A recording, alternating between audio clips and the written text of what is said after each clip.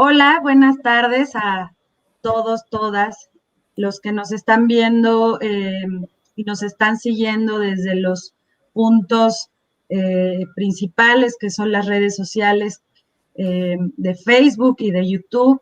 El día de hoy vamos a compartirles un taller de cultura libre que en unos momentos se los vamos a presentar, pero quisiéramos primero recordarles que es Redes Sur, eh, la red de espacios culturales que a partir de este contexto de emergencia sanitaria se ha, de alguna forma, ha colaborado con todos los centros culturales comunitarios de Latinoamérica. Lo que se trata de hacer es que haya una discusión ciudadana, un diálogo, una escucha, también el fomento de estas herramientas digitales. Sabemos que no es tan fácil y no todos y todas tienen la accesibilidad, pero de lo que se trata de hacer es promover una comunicación entre los distintos países que conformamos este continente. Por otro lado, también es importante que los procesos culturales y comunitarios, artísticos, que cada una y cada uno de los espacios eh, tiene a bien llevar a cabo, pues sean también parte del diálogo, de la resonancia entre toda la red que se encuentra en Latinoamérica. Sobre todo también estamos trabajando para que la difusión de nuestros espacios eh, tengan, tengan una resonancia con base a la realización de los mapeos, el diagnóstico, el trabajo de campo y la gestión cultural, que es lo que hacemos en estos momentos de la emergencia sanitaria.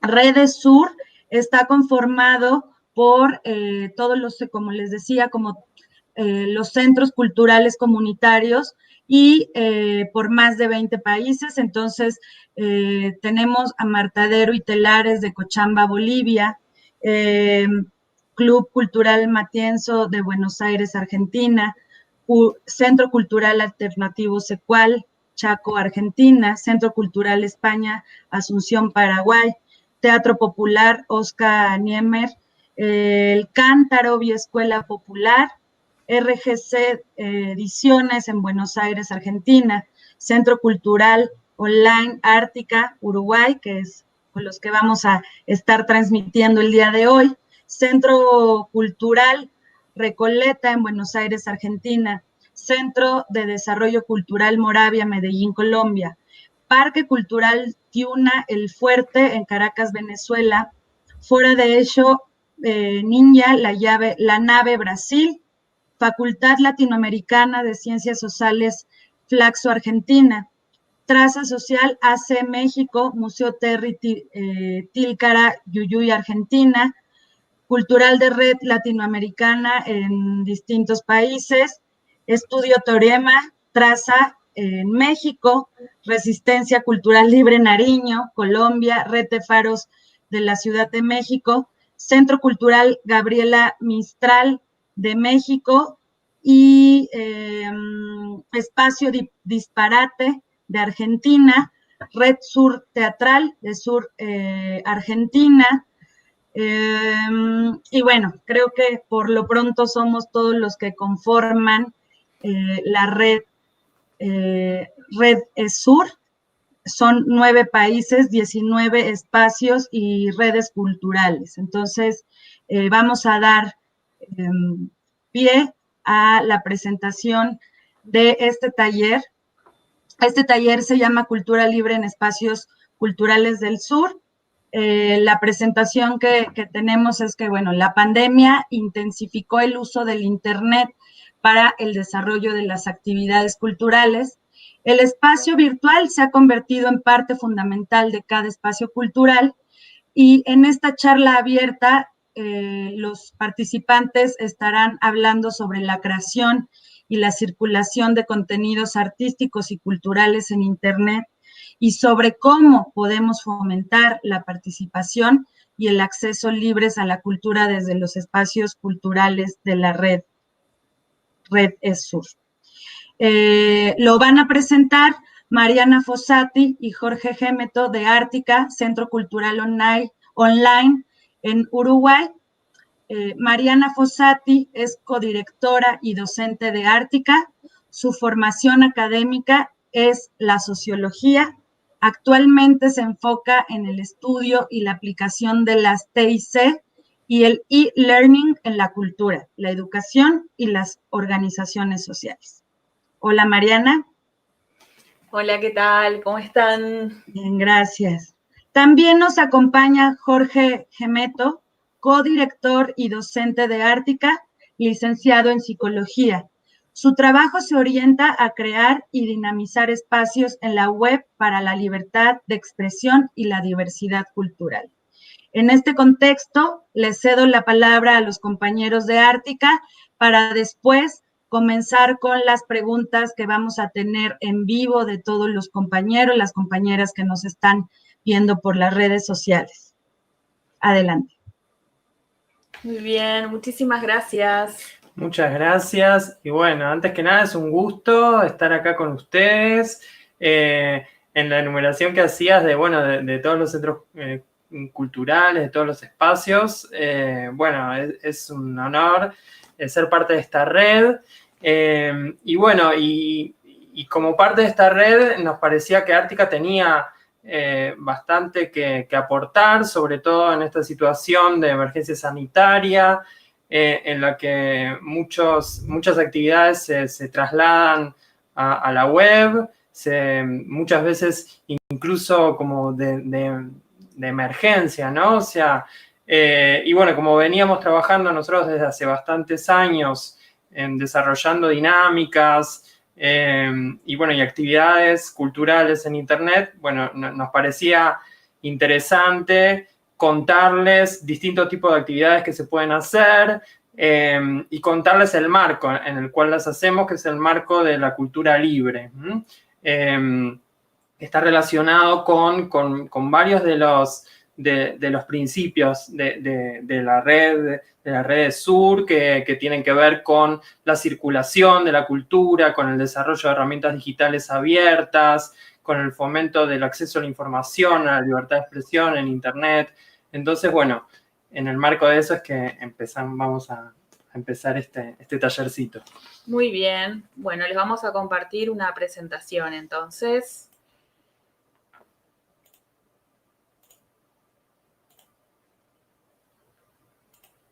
Bien. Vamos a poner la pantalla completa. Bueno. Bueno, espero que estén viendo bien la presentación. Lo primero que queríamos contarles es, bueno, ¿de qué hablamos cuando hablamos de cultura libre? Y porque es la eterna pregunta que está bueno volver a ella para de alguna manera, enmarcar la conversación y saber de qué estamos hablando. Me parece que la cultura libre se podría primero situar, ¿no? Antes de definirla, situarla. Se trata de un movimiento que surge, que está muy emparentado con los usos y las prácticas culturales a partir de la llegada de Internet, ¿no?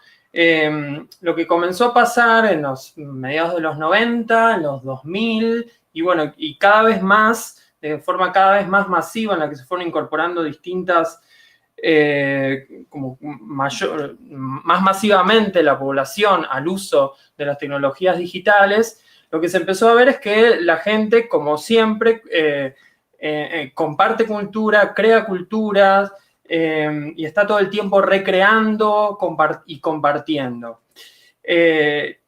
Y sin embargo, lo que comenzó a pasar, ya les digo, desde mediados de los 90 y con más intensidad en los 2000, fue cómo la gente que estaba haciendo estas prácticas, y que muchas veces son prácticas de toda la vida y y en otros casos son prácticas nuevas o formas nuevas de realizar las mismas prácticas.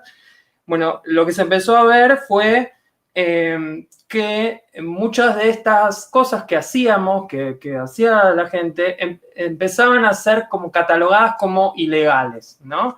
¿De qué estoy hablando? Por ejemplo, cuando queremos prestar un libro a otra persona, bueno, lo tomamos, se lo prestamos, o vamos a una biblioteca juntos, leemos el libro en una mesa, y bueno, y la pasamos bien con ese intercambio.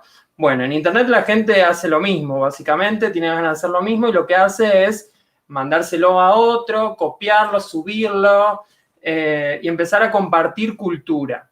Y bueno, lo que se empezó a ver fue que a varias industrias esto no les empezó a gustar, ¿no? Y empezaron a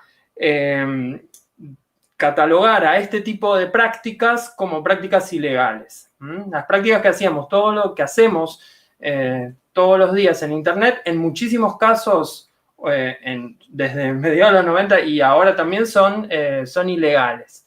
Y sin embargo son legítimas, pero son ilegales y son además en muchos casos reprimidas o mantenidas como en un lugar como de ilegitimidad por la industria cultural.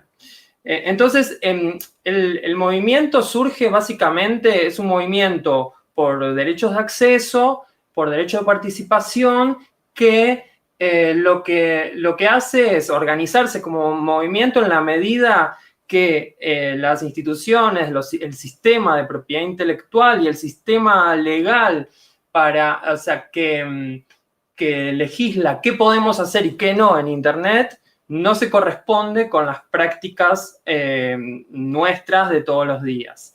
Entonces, el movimiento de cultura libre, por un lado, implica una crítica radical al sistema de propiedad intelectual, y por otro lado, implica una afirmación, una promoción de derechos humanos que están en el Sistema Internacional de Derechos Humanos desde mediados del siglo XX. Es decir, que es una tradición previa, pero en el cual el movimiento de la cultura libre se apoya, ¿no? Porque nosotros tenemos en la Declaración Universal de Derechos Humanos, en el Pacto Internacional de Derechos Económicos, Sociales y Culturales, tenemos las bases sobre las cuales poder afirmar que nuestras prácticas culturales de hoy en día son legítimas, ¿no? Es legítimo tener el derecho de acceso a los materiales culturales, a las obras culturales, pero no solo a las obras, sino también a las herramientas y a las tecnologías para poder disfrutar de esas obras, para poder disfrutar de la cultura también a través de Internet. Y además también la libertad para hacer uso de las tecnologías que nos permiten también crear materiales culturales y compartirlos con otras personas. De todo esto que les hablé, o sea, hay muchísimo en lo que si les interesa seguir investigando sobre la relación entre derechos humanos y el acceso a la cultura en Internet y cómo se articulan estas dos tradiciones. Hay una académica argentina y activista argentina que se llama Beatriz Busanichi, que lo investigó muchísimo y que tiene un libro editado y todo que se llama Propiedad Intelectual y Derechos Humanos, que pueden encontrar muchísimo más. Pero bueno, sigamos adelante. Nosotros ya dijimos que el movimiento de cultura libre, tres cosas. Surge o se consolida cuando se organiza la gente que está compartiendo cultura en Internet. Implica una crítica de la propiedad intelectual y una afirmación de los derechos de participación en la vida cultural.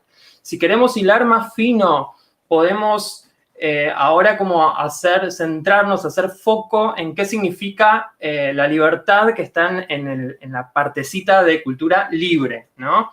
Y bueno, esta libertad está como bastante bien definida en los principios, sobre todo se definió en los años 80, primero desde el mundo del software, del desarrollo de software, que fue como de alguna manera pionero, porque fue de alguna manera donde primero se empezó a ver la problemática de la propiedad intelectual sobre los contenidos, ¿no? Y bueno, se definió de esta manera, que son 4 libertades de las que hablamos cuando hablamos de materiales culturales o de materiales de software, materiales cultural, que también el software es un material cultural, ¿no? Estamos hablando de la libertad de usar los materiales culturales, de saber cómo están hechos, de hacer copias y compartirlas con otras personas, y de poder hacer remixes, de poder reinterpretarla y compartir esas reinterpretaciones con otras personas. Así que bueno, ahora la idea es contarles un poco las prácticas de la cultura libre, porque hasta ahora vimos, bueno, qué es el movimiento y, bueno, sus antecedentes, pero el movimiento de cultura libre es un movimiento que se basa mucho en las prácticas. ¿Por qué? Porque en la incidencia de nuestro movimiento en lo que son las políticas y las legislaciones y el sistema internacional que regula el intercambio de cultura, la verdad que hasta ahora no hemos tenido mucho éxito. Entonces, como no podemos esperar a que el sistema cambie, también tenemos que desarrollar prácticas que nos permitan de alguna manera poder vivir en este sistema, poder seguir compartiendo cultura en este sistema en el que la cultura es propiedad privada. Entonces, ¿cómo hacemos para hacer de la cultura algo en común, ¿no? Que la cultura sea un bien común compartido en el que todos aportamos, por un lado, y todos podemos tomar, por otro lado.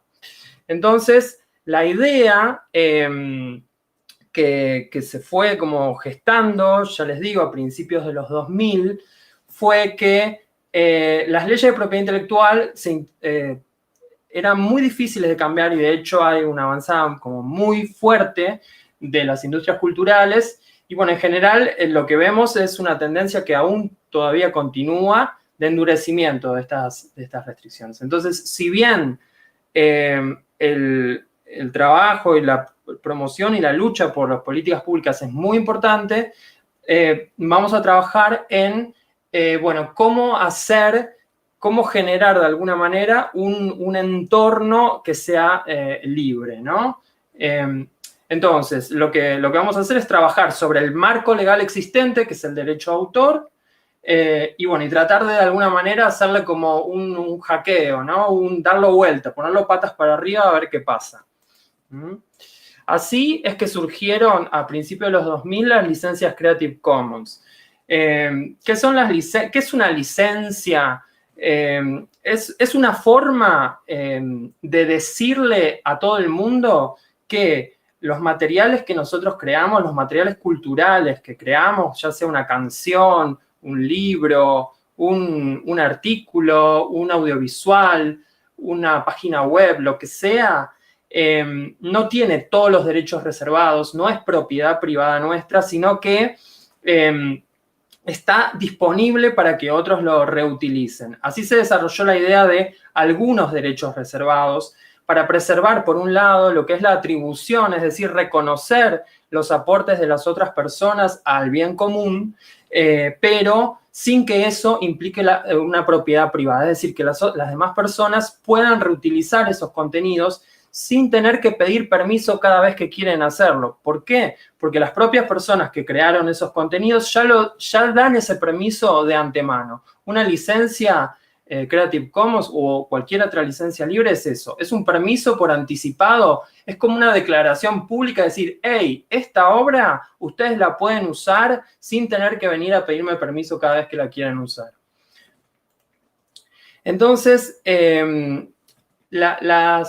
eso es conceptualmente, que es una licencia libre, y las licencias Creative Commons son unas de bastantes que existen, tipos de licencias libres. ¿Por qué hablamos de estas en especial? Porque son las más usadas, son las más conocidas, se usan en todo el mundo y hubo una preocupación de una comunidad muy grande de personas de hacer que funcionen en todo el mundo. Es decir, se juntaron activistas, bibliotecarios, abogados de todo el mundo para desarrollar como les decía, un aviso legal que tuviera validez legal en todo el mundo. Entonces, además, lo que permite es elegir entre una serie de posibilidades que se hacen a través de una iconografía que es bastante sencilla, en la cual nosotros podemos elegir para nuestras obras si permitimos o no los usos comerciales por parte de otras personas, si permitimos que se hagan obras derivadas de nuestro trabajo y si exigimos también que las obras derivadas tengan también una licencia libre. ¿Qué es lo que siempre permiten las licencias Creative Commons? Que la gente lo pueda acceder y compartir, ¿no? Las obras, ¿no? Sin pedir permiso. Así es que podemos elegir, ya les digo, para nuestras obras entre 6 tipos de licencia, que acá en estas láminas ustedes pueden ver cuáles son. No las vamos a repasar muy en detalle. Lo que sí les recomendamos es que si quieren interiorizarse más, vayan al sitio web creativecommons.org. Ahí van a encontrar muchísima información para, ya les digo, comenzar a utilizar licencias en sus propios trabajos. Colocar una licencia a las propias obras es algo que es gratuito y que ya les digo, es algo muy fácil. Tiene que ver con solamente colocar una iconografía y un pequeño aviso legal, que eso es una oración, y con eso ya ustedes ya están como declarando que esos contenidos tienen una licencia que permite reutilizarlo. Es decir, de alguna manera, de lo que tratamos de hacer, quienes pertenecemos al movimiento de cultura libre, quienes creemos que esto es importante, es usar la legislación que existe actualmente para de alguna manera dar la vuelta, ¿no? Esa es la idea de copyleft, ¿no? Que es la de, ya que todavía no hemos podido cambiar la ley, que es algo en lo que es importante seguir insistiendo, mientras tanto, usar la misma legislación para dar la vuelta, decir, bueno, al menos con mis obras, ustedes van a poder, como yo tengo todos los derechos, como la ley dice que es propiedad privada mía, y yo tengo todos los derechos, absolutamente todos los derechos sobre esa obra, bueno, con mi obra yo digo, como propietario, que les pertenece a ustedes, ¿no? Y a la vez, yo, cuando otros hacen lo mismo, puedo usar las obras de los demás. Bien, hasta acá de lo que hablamos fue, bueno, de qué es la cultura libre, de qué se trata este movimiento y cuáles son las prácticas que llevan adelante, ¿no? Que es tratar de poner en común la cultura, crear un banco común de cultura en el que todos seamos parte. Ahora bien, si vamos a un terreno como más, ya más concreto, de qué podemos hacer desde los espacios culturales, bueno, podemos empezar ya a hablar de prácticas culturales que podemos realizar desde nuestros espacios para enmarcarnos en el movimiento de cultura libre y para, de alguna manera, cumplir así, promover así los derechos de acceso y participación en la vida cultural, el desarrollo de herramientas digitales libres, la circulación cultural, etcétera, que son muchos de los puntos de las redes culturales del sur, ¿no? Vamos a hacer quizás acá un pequeño punteo y después Mariana les va a contar muchos ejemplos, que seguramente eso va a ser lo más jugoso, de posibilidades para llevar adelante. Lo primero, lo más obvio es, bueno, ¿qué puedo hacer mi espacio cultural por la cultura libre? Bueno, cuando producimos contenidos culturales desde nuestro espacio, bueno, colocarles licencias libres, aclarar que esos contenidos pueden ser reutilizados, promover, no solo aclarar que pueden ser reutilizados, sino promover su reutilización, ponerlo a disposición para descarga, aclarar que se puede copiar, que nos encantaría que sean remezclados, que sean traducidos, que sean recreados, redistribuidos, etcétera. Es decir, muchas veces pensamos que nuestros espacios culturales no es que crean cultura, sino que ocurre cultura, pero en realidad nuestros espacios todo el tiempo están generando contenidos culturales, desde la documentación, de las actividades que se hacen, hasta la presentación, no sé, de nuestros sitios web, lo que compartimos en Facebook, todos son contenidos que creamos nosotros y esos pueden estar licenciados de manera libre. Después, también si producimos herramientas, por ejemplo, en muchos casos se hacen implementaciones de software. Bueno, el software también se puede licenciar bajo licencias libres. También a veces se trabaja con robótica o con distintos tipos de aparatos que creamos en los hardware, que creamos en nuestros espacios culturales. Bueno, eso también, publicar cómo están hechos y promover así que se puedan recrear, ¿no? Después, otra práctica importante para la cultura, desde la cultura libre, es documentar, ¿no? Es muy importante documentar las actividades y sobre todo los procesos que se dan en nuestros espacios. Nosotros queremos dar ideas a otros espacios para que puedan replicar actividades, para que puedan replicar métodos y procesos. Y eso, bueno, eso implica, ya lo sé, mucho trabajo. La documentación es bastante pesada, pero es riquísimo todo lo que otros pueden aprender en base a esa documentación.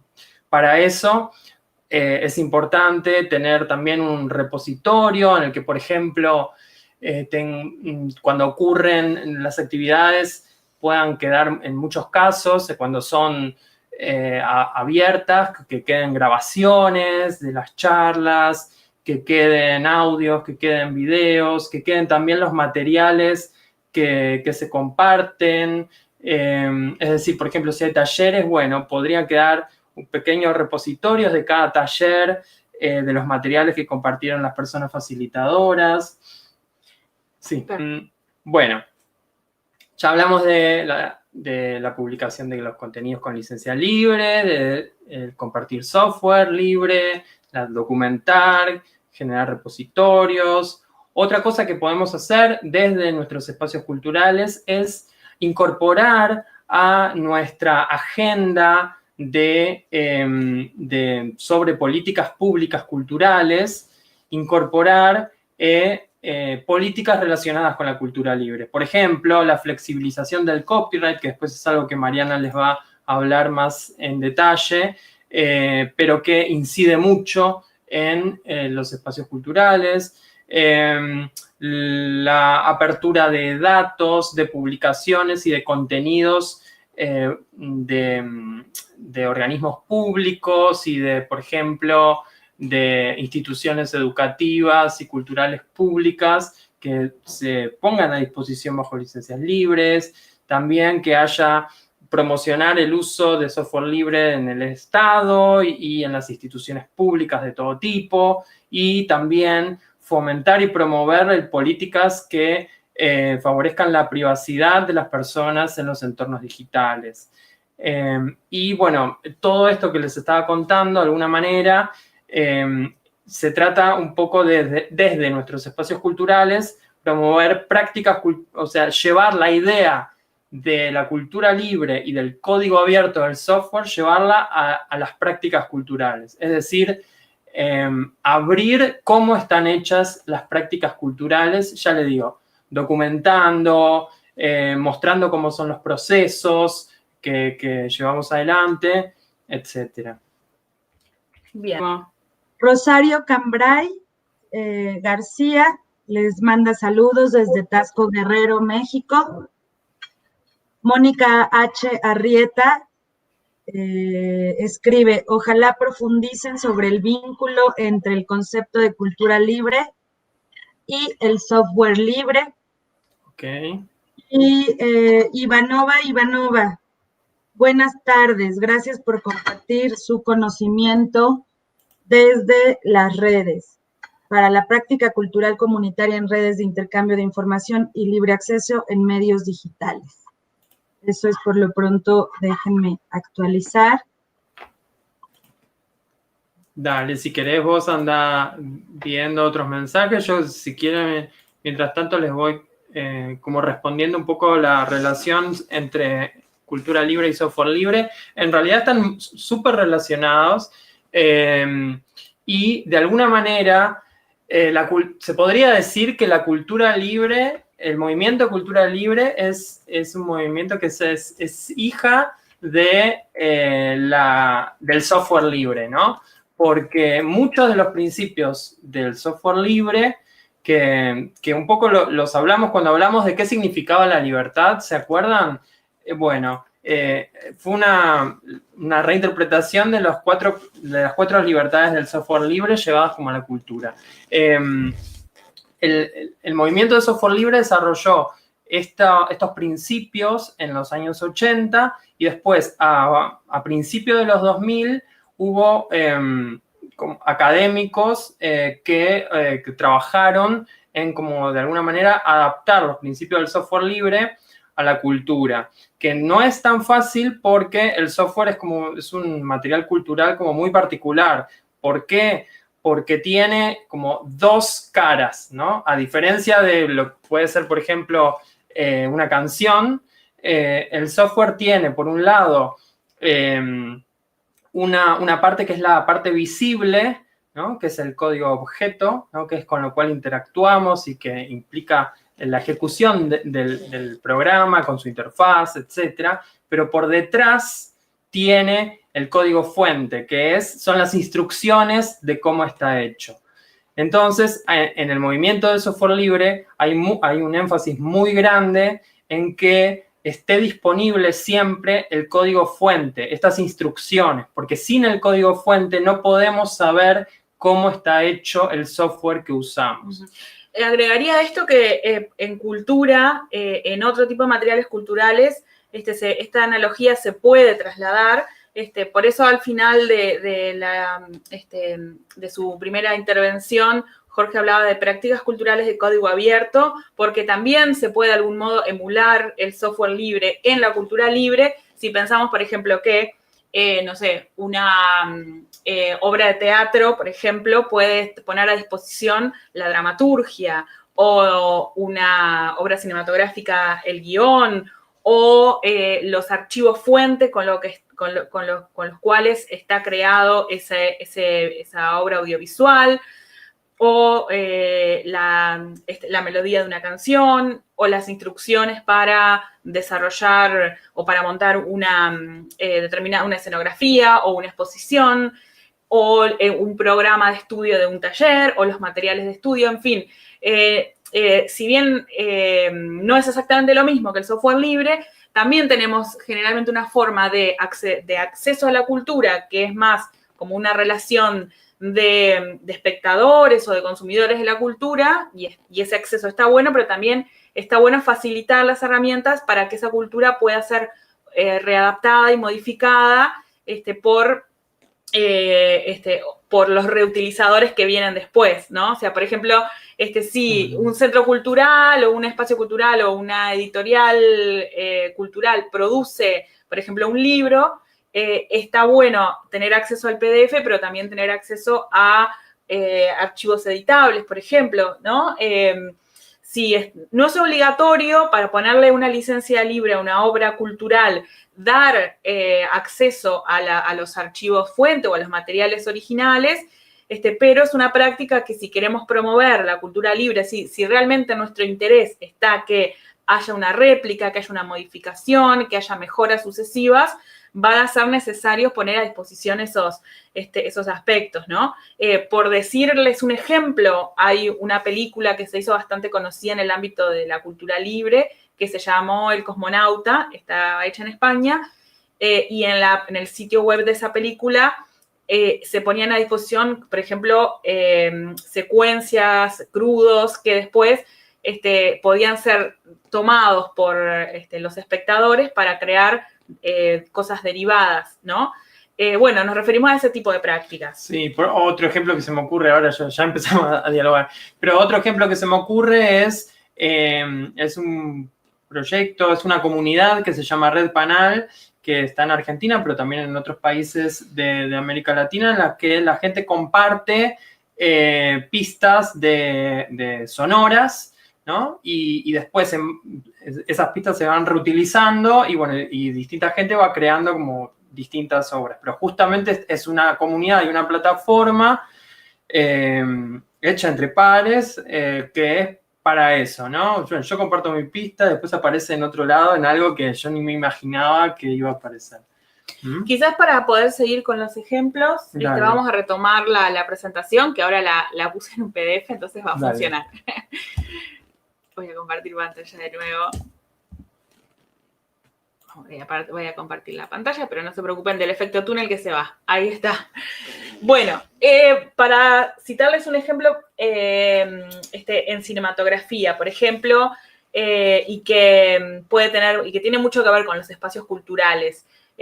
Lo que ven acá es una captura de pantalla de la página principal de CC World Festival, que es una red de festivales basados en licencias Creative Commons, de festivales de cine. ¿Esto qué quiere decir?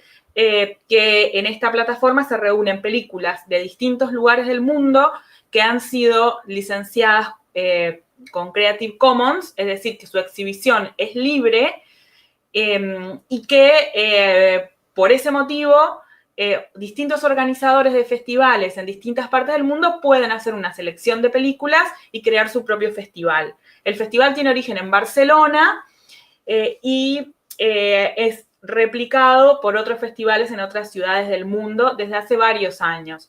Entonces, por ejemplo, en Uruguay lo hemos hecho varias veces seguidas con el colectivo Creative Commons que hay aquí, y hemos seleccionado películas que se ponen en la plataforma, hemos sumado películas uruguayas de las cuales tuvimos conocimiento o contacto con realizadores, y a su vez eso hace que el festival se expanda porque nuestras películas se unen a las películas que ya existían en la plataforma. Entonces es como un festival que va circulando por internet, pero que a su vez se exhibe en distintas ciudades y en distintos espacios. Realmente hay muchísimas películas que se pueden encontrar ahí.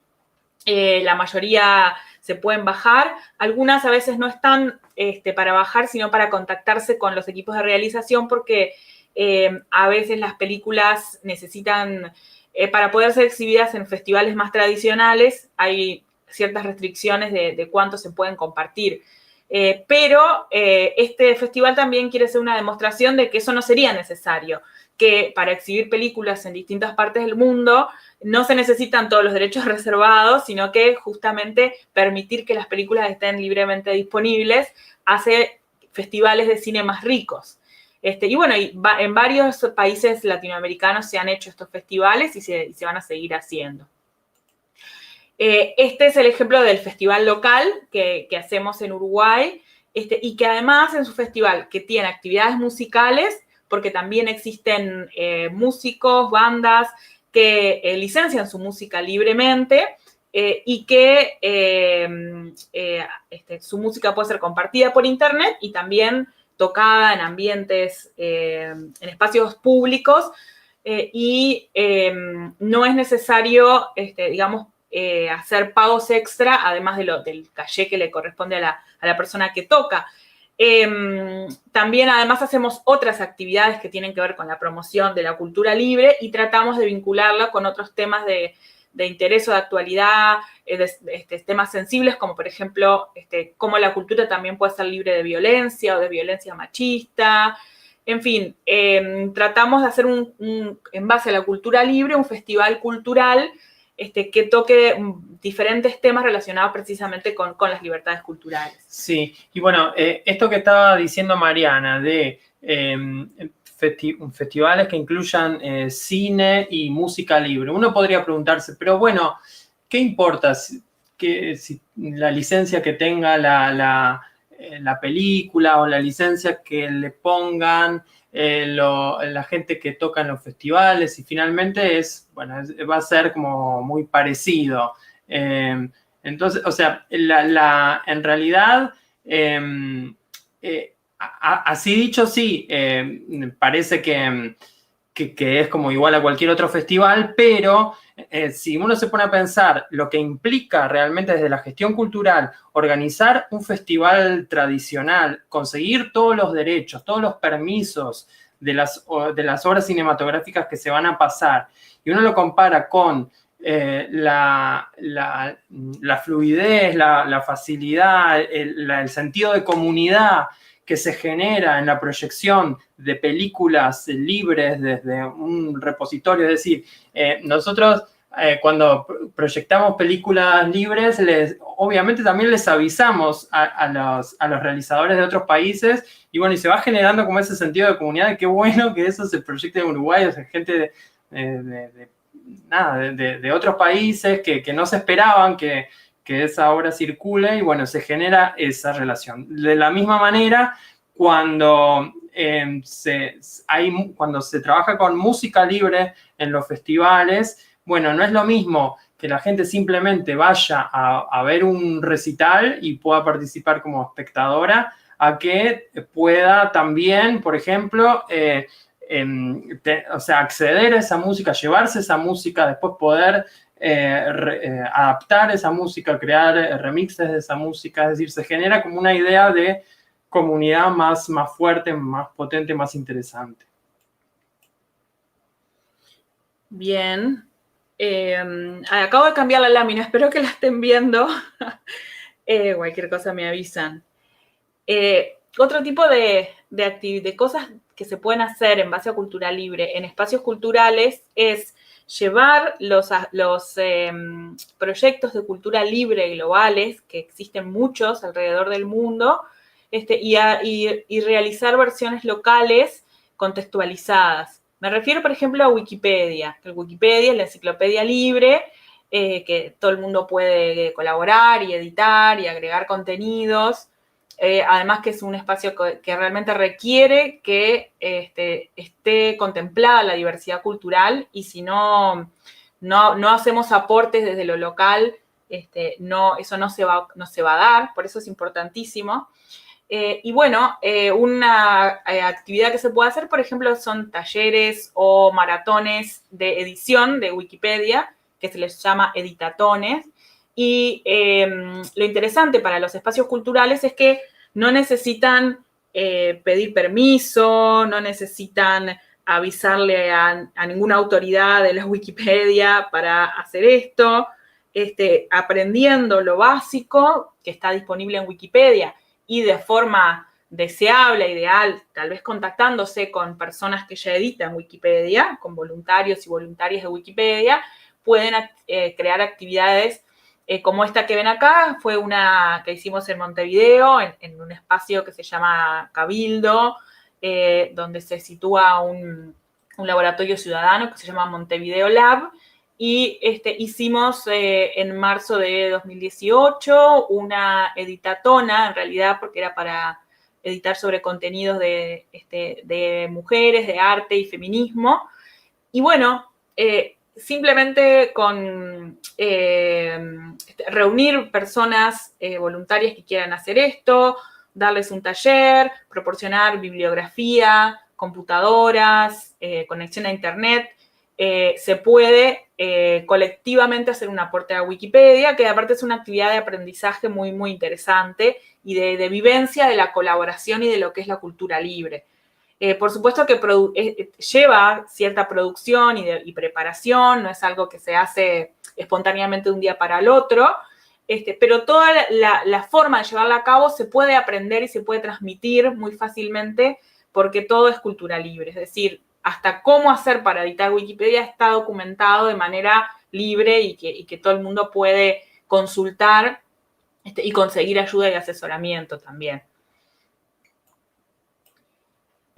Y en este marco de actividades de cultura libre en espacios culturales, acá ven una foto del Centro Cultural de España en Montevideo, se pueden hacer actividades que tienen que ver con edición de contenidos libres, como en Wikipedia, pueden tener que ver con lo que se llaman hackatones, es decir, producción de software y de soluciones de informáticas tecnológicas libres para solucionar problemas relevantes para nuestra comunidad. Se pueden hacer jornadas de digitalización del patrimonio cultural, es decir, escaneo de libros antiguos, de documentos, transcripción de manuscritos que hay en los archivos culturales y subirlos a plataformas libres, siempre y cuando estén en dominio público. También esta precisamente es la actividad que estábamos haciendo allí en el Centro Cultural de España. Se pueden hacer encuentros colaborativos para trabajar con datos abiertos, datos de salud, datos acerca de gobierno, de cultura también, utilizar la cantidad enorme de bases de datos que hay disponibles en Internet para crear cosas nuevas, útiles y relevantes en nuestros espacios locales. También se pueden hacer mapeos con herramientas libres, como por ejemplo OpenStreetMaps, es una plataforma de mapas libres que es una alternativa a Google Maps. Entonces, bueno, utilizando las herramientas de software, de contenido, de datos, de mapeo que existen en Internet, se pueden llevar a cabo actividades situadas en nuestro contexto local, en nuestros espacios culturales, y reunirnos en torno a la cultura libre. No es algo que solamente ocurre en lo virtual. Y este es un ejemplo muy lindo de por qué no es algo que solo ocurre en lo virtual, lo libre. Este es un proyecto de construcción de una especie de rocola o de caja de música, de reproducción de música, en base a la producción de sellos y de discográficas que usan licencias libres en Uruguay, y que es una mezcla de hardware libre, es decir, una Raspberry y un trabajo en electrónica para hacerlo funcionar, software libre, que es un software que se llama Kodi, para hacer un media center, y la música libre, los contenidos libres que recopilamos. Y con esto se hizo una exposición, se pueden hacer fiestas, se pueden musicalizar eventos, y es música que al estar libre de derechos de autor se puede reproducir libremente sin pagar gestión colectiva o sin pagar, depende igual en qué país estemos, pero por lo menos en Uruguay es posible, y que la forma en que, y que eso puede ser de utilidad para muchos espacios culturales que están muy expuestos a veces a que se les, a que, por ejemplo, la gestión colectiva les venga a reclamar, etcétera, etcétera. Entonces, es una solución que encontramos como para compartir música música libre dentro de los propios espacios culturales. También existe un sitio web que se llama musicalibre.uy, que lo desarrolló Creative Commons Uruguay, y donde esta música se puede escuchar en línea y se puede descargar. Pasando ya a espacios virtuales, nuestros espacios culturales pueden, por ejemplo, tener bibliotecas digitales, que esto tampoco lo que estoy diciendo es algo súper innovador y moderno, pero con el paso del tiempo nos hemos dado cuenta en Ártica que es súper importante, porque nosotros veníamos haciendo desde hace mucho tiempo una curaduría y selección de publicaciones sobre cultura digital y cultura libre, que era lo que alimentaba nuestro propio conocimiento y el desarrollo de nuestro trabajo, y que la queríamos compartir. Y al mismo tiempo, con el pasar de los años, hemos visto que muchas de las publicaciones que subimos a nuestra biblioteca no estaban disponibles en su sitio web original, por ejemplo, y esto es una forma de preservación. Nos dimos cuenta que una biblioteca digital es una forma, es exactamente lo que hacen las bibliotecas de toda la vida, que es cuidar esas obras para que estén disponibles para todo el mundo, para que no se pierdan, para que en algún lado existan esas colecciones. Y entonces es por eso que desde hace unos años implementamos con el software Omeka, que es libre, una biblioteca digital sobre cultura libre y cultura digital. Y todos los trabajos que hay en esa biblioteca se pueden descargar libremente. Así que muy recomendado, si sus espacios culturales producen publicaciones o se especializan en alguna temática y recopilan publicaciones, es bueno crear una biblioteca digital, más allá de las bibliotecas físicas que también son espacios importantísimos. Y pasando a este momento de pandémico, de emergencia, que nos ha hecho pasar la actividad al espacio virtual tan drásticamente, a nosotros, por lo menos desde Ártica, esta situación nos encontró como bastante preparados porque nuestra actividad es mayormente en línea. Más allá de que las actividades que hacemos presencialmente las hacemos en otros espacios culturales que hoy en día no están pudiendo hacer actividades o tienen actividades muy restringidas. En Uruguay no hay en este momento una cuarentena, pero bueno, también hay muchos cuidados de qué actividades se pueden hacer y cómo. Pero si queremos aprovechar el espacio online, también hay software libre para hacerlo.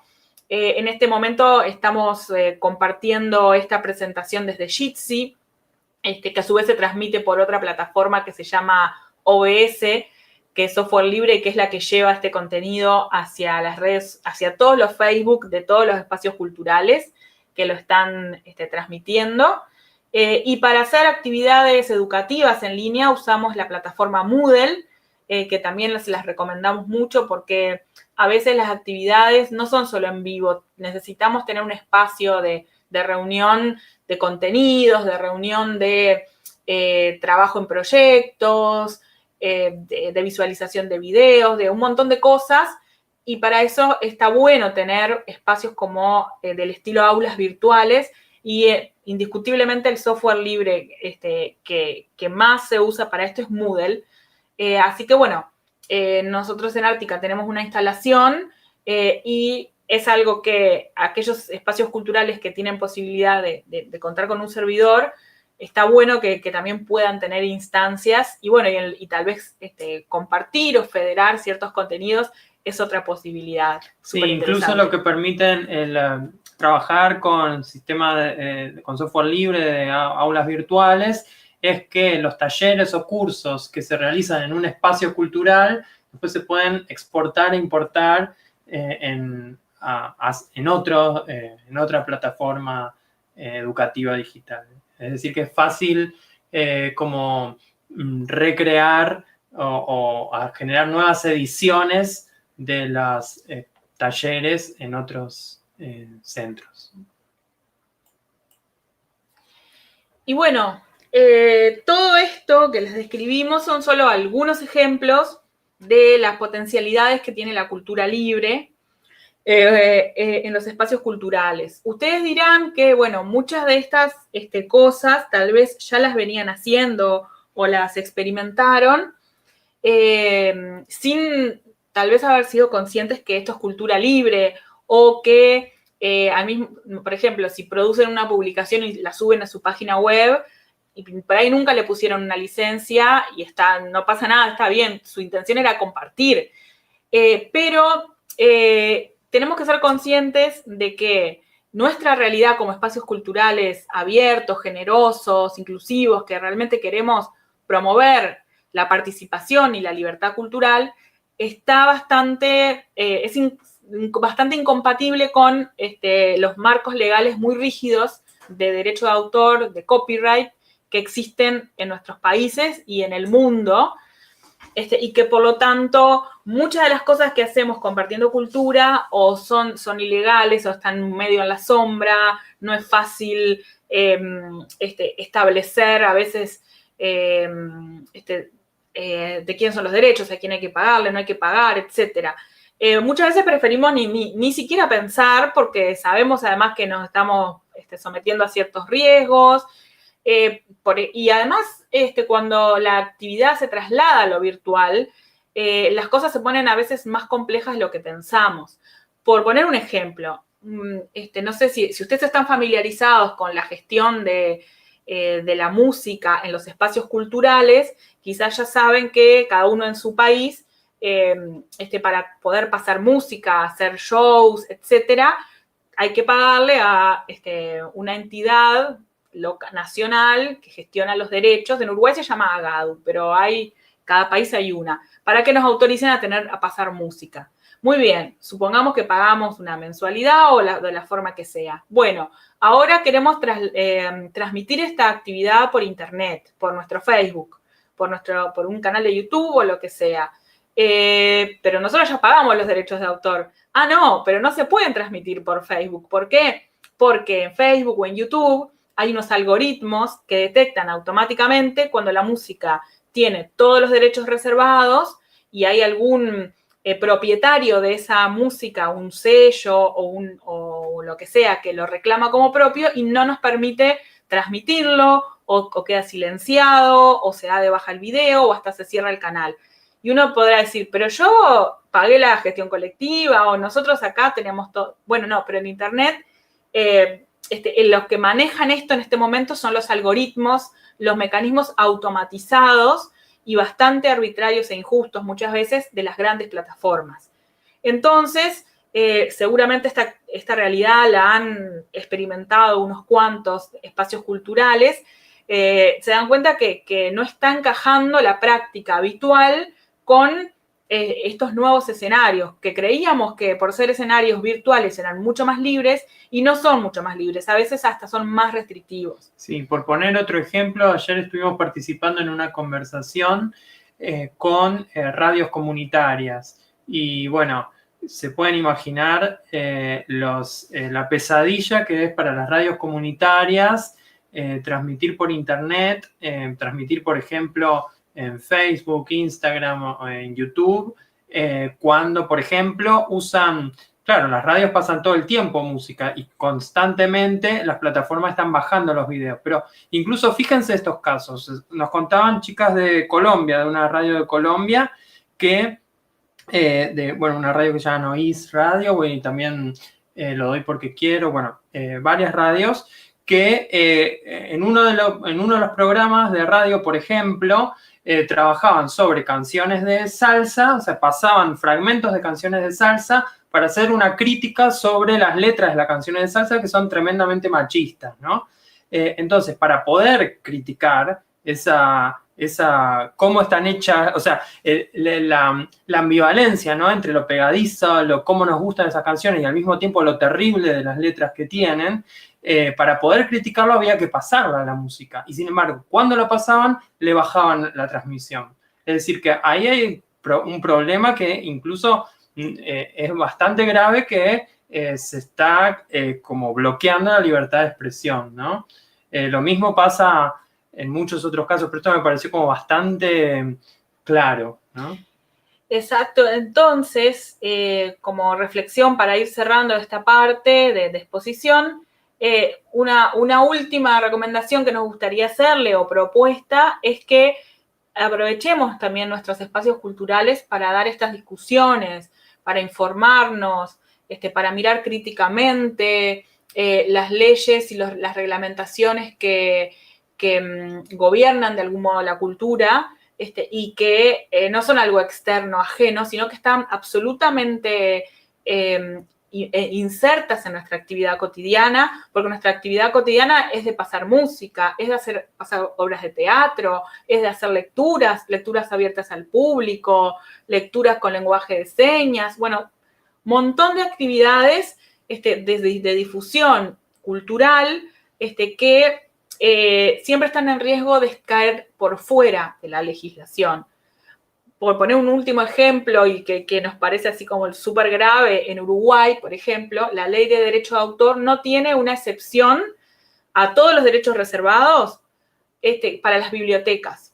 Entonces las bibliotecas públicas en realidad no deberían, no podrían prestar libros, porque el préstamo de libros es algo público, el préstamo al público que va a las bibliotecas debería ser autorizado por los autores. Y eso es imposible, las bibliotecas tienen miles de tomos y a veces ni siquiera saben si los autores todavía tienen los derechos de autor vigentes o no. Entonces simplemente se prestan los libros y las bibliotecas funcionan, pero sin embargo, toda su actividad, hasta la de la biblioteca del Poder Legislativo, o sea, hasta las bibliotecas más importantes del país, la nacional, etcétera, hacen cosas que no están bajo la ley. Entonces, bueno, nos parece importante que alojemos en nuestros espacios culturales estas reflexiones, que muchas veces son debates como súper apasionantes y apasionados y conflictivos, pero que es bueno tenerlos. Y para finalizar, compartirles una frase sobre cultura libre que creemos que la van a encontrar, que se van a sentir identificados, porque, bueno, cultura libre en definitiva tiene que ver con liberar todo el proceso de creación y de difusión, garantizando una amplia participación para que los sujetos sociales creen y accedan libremente a los bienes culturales.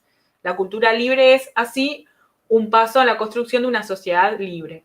Esta es una frase de un académico brasileño que estudia estos temas, que se llama Pablo Orteliado, y que, bueno, es un poco en definitiva lo que significa para nosotros cultura libre, y que trasciende un poco la práctica cotidiana de los espacios, porque también tiene incidencia en las libertades que tenemos como sociedad, colectivamente, no solo individualmente. Tiene mucho que ver con los derechos colectivos. Así que, bueno, hasta aquí nuestra presentación más expositiva. Vamos a volver a leer. A poner nuestra webcam y nos gustaría ver si tienen alguna otra pregunta o algún comentario. Bueno, tenemos algunas preguntas más. Es que no.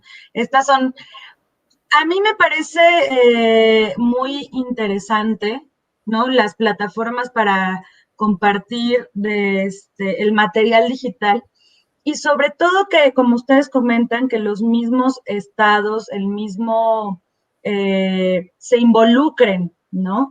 Que no se lo dejen todo a las empresas que de algún modo ya son transnacionales, neoliberales, y que al final del día tienen absolutamente toda nuestra información, nos conocen de arriba a abajo, nos conocen hasta cuándo vamos al baño, ¿no? Conocen nuestros gustos. La otra vez estábamos comentando, bueno, ya estuviste aquí, ahora ¿qué te gusta de acá? Y en estos momentos de una emergencia sanitaria, cuando probablemente la necesidad sea, como ustedes lo comentan, trabajar con niños, con infancias, con todas las edades de nuestras propias comunidades, bueno, se vuelve realmente un peligro, ¿no? Aquí la cuestión sería ver cómo es que nosotros, pues, más bien sería un tema de reeducación, ¿no? Porque ahora incluso ya los niños, niñas de 3 años, pues ya nacen con la tecnología en sus manos. Entonces, en ese sentido, nos parece muy interesante la propuesta que ustedes están haciendo. El tema de también que los derechos culturales, bueno, más bien son derechos y como lo comentábamos en algunas otras conversatorios, son parte de como el derecho a la educación, el derecho a la salud, y bueno, también ahora me parece que otro de los ejes muy importantes es que este tipo de tecnologías también tienen que estar en nuestras canastas básicas de nuestros gobiernos, ¿no? Entonces, pues de verdad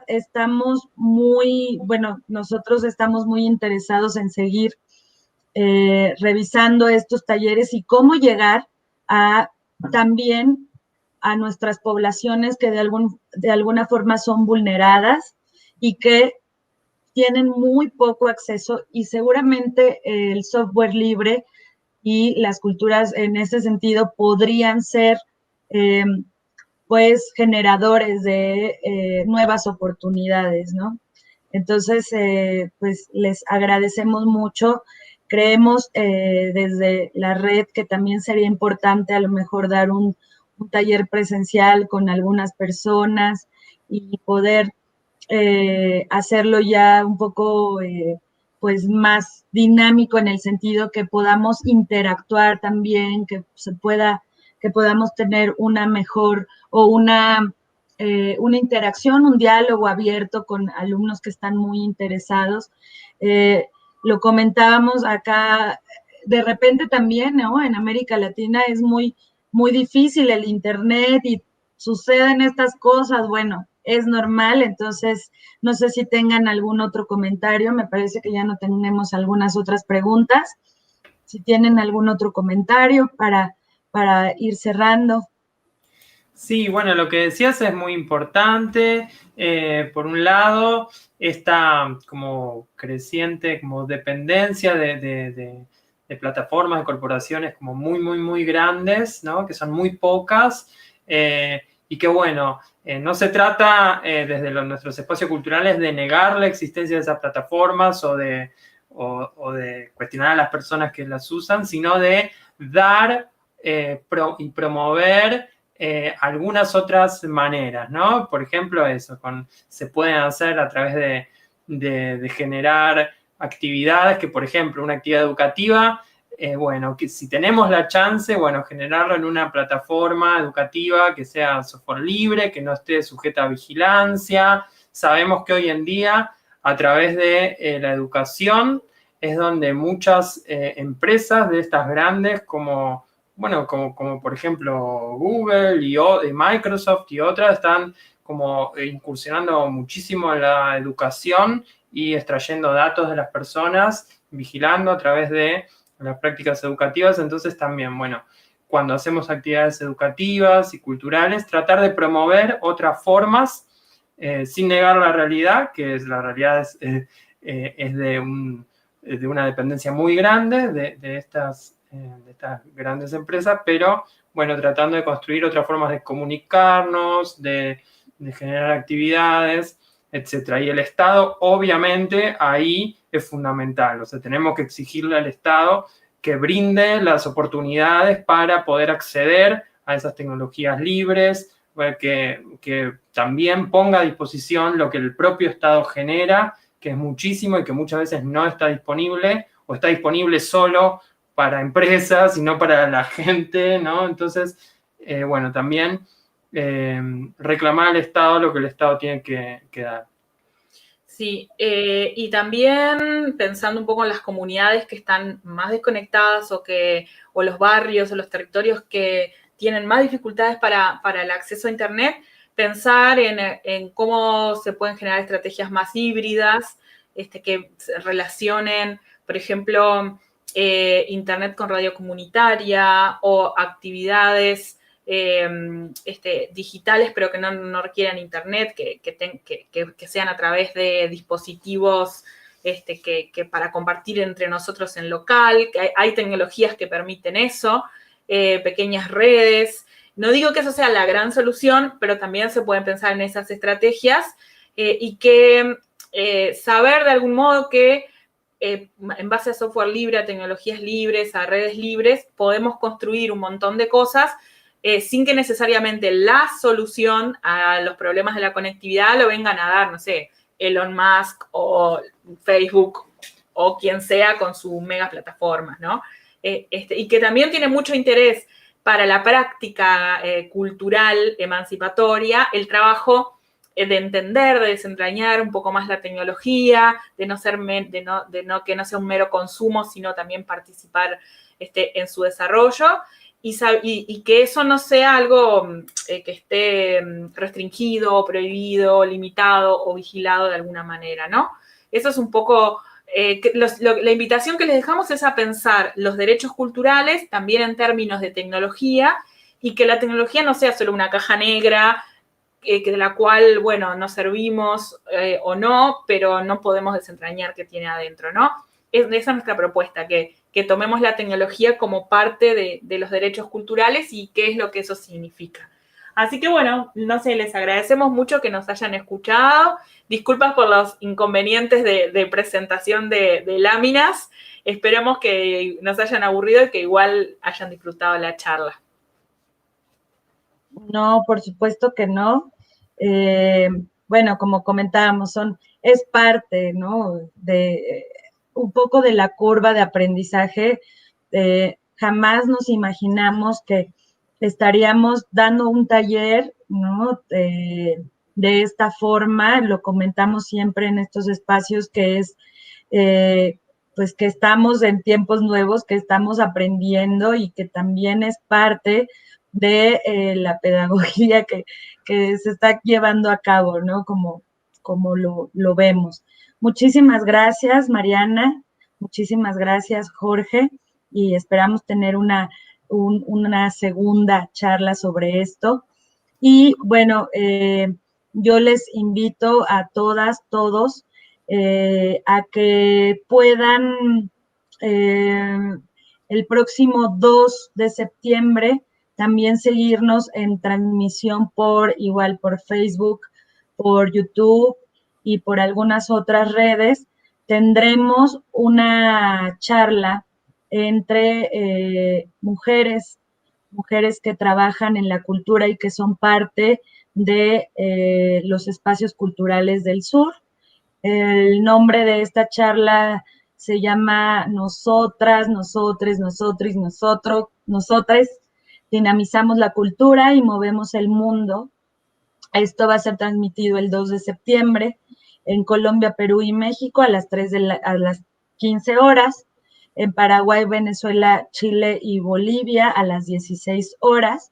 En Argentina, Uruguay y Brasil a las 17 horas. Este va a ser un conversatorio género y cultura que en realidad me parece muy interesante porque incluso en la forma de organizarnos también ha habido diferentes formas de ver el feminismo, diferentes formas de ver las diferentes perspectivas de cada una de nosotras con base a nuestra propia experiencia. Y creo que esto va a ser lo que va a enriquecer este conversatorio, porque al final del día no todas tenemos estos mismos conceptos arraigados, pero lo que sí es que en algún momento todas estamos inspiradas o vamos llevando a cabo el trabajo cultural en la medida de lo posible y pues siempre en resistencia, ¿no? En este conversatorio estará Mariana Lozada de Argentina, Susana Obando de Bolivia, Joe Jiménez de Paraguay, Ana Restrepo de Colombia, Belén Irgazabal de Argentina, Mónica Sorrosa de México, Camila Gallagher de Argentina, Ani Hidalgo de Venezuela, Laura Blanco de Chaco, Argentina, y también tú y yo, Mariana Fossati de Uruguay y su servidora Johanna Melchor de México. Entonces, pues, no sé si quieran hacer algún comentario, creo que es muy interesante lo que se va a hablar, e incluso lo comentábamos, ¿no? Nosotras en las reuniones hemos también tenido estos puntos de vista muy diferentes, y creo que esto es lo que va a hacer muy rica esta charla y este conversatorio. Sí, totalmente. Ahí estaremos y retransmitiendo también por Ártica y por todos los medios de la red. Pues muchísimas gracias a ustedes que estuvieron participando también en las redes sociales, en todos los centros culturales de América, y pues gracias en este momento tuvimos transmisión por Ártica, por Red de Faros, por Moravia, por las distintas redes sociales, y bueno, pues nos vemos pronto. Bueno, Nos vemos. un gusto. Chao, Chau, un chau. abrazo.